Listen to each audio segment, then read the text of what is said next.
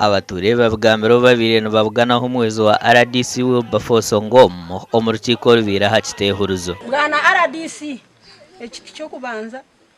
kugira ngo mutire n'umucipura mwene twashobirwe twasibire buhunga twarengine shazahwire okaboro unajoje ko tarotora zikiro kazanga amaso mukanga kusayini chairperson wa SACCO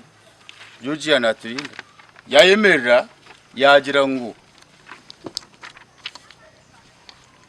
omuntu waraze kusayiningira wenda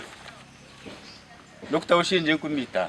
Wilberforce Ngoma himbisubwe uri umuhezi wa RDC wa district ya RUKUNGIRI arabwira abo bona abarukwiyaho sente okubataasya PDM kubara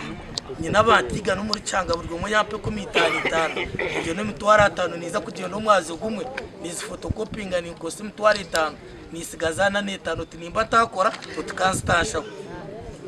kokonyebwa kumangu kiragiro kwikiriza ekiragiro cyo kugira ngwiwo gambera abantu foma heri kandi bagize badukurete umporose somo tine horo mukasente mwe n'umuntu yagenda akagira ngo umwibire nabashyikire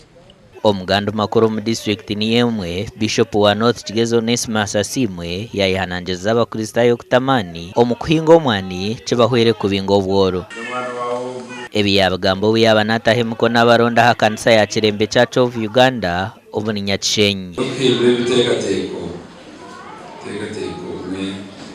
bategatega mnono mu by'omworo nogomalichi